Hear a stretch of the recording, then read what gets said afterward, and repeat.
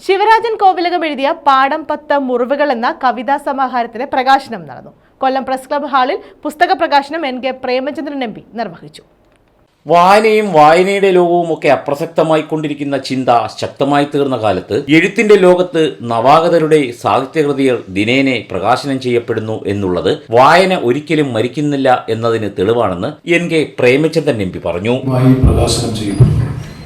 വായനയും വായനയുടെ ലോകവും ഒക്കെ അപ്രസക്തമായി എന്ന ചിന്ത ശക്തമായി ഉയരുന്ന കാലഘട്ടത്തിൽ എഴുത്തിന്റെ ലോകത്ത് നവാഗതരായിട്ടുള്ള നിരവധി എഴുത്തുകാർ, അത് കഥയും കവിതയും നോവലും സമാന സ്വഭാവത്തിലുള്ള ധാരാളം സാഹിത്യകൃതികൾ ദിനേന പ്രകാശനം ചെയ്യപ്പെടുന്നു എന്നുള്ളത് വായന ഒരിക്കലും മരിക്കുന്നില്ല എന്നുള്ളതിന്റെ ഏറ്റവും വലിയ ദൃഷ്ടാന്തം തന്നെയാണ്.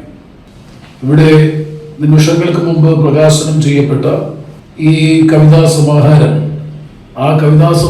ചടങ്ങിൽ ലൈബ്രറി കൗൺസിൽ ജില്ലാ പ്രസിഡന്റ് KB മുരളീകൃഷ്ണൻ അധ്യക്ഷത വഹിച്ചു. BT കുരീപ്പുഴ സ്വാഗതം പറഞ്ഞു. Perumpuzha Gopalakrishnapillai, BV Jose Kallada, novelist Jagadish Kovalam, professor Sreelakam Venugopal, professor Gayathri Vijayalakshmi, Balachandran Ishara തുടങ്ങിയവർ സംസാരിച്ചു. ന്യൂസ് ബ്യൂറോ, കൊല്ലം.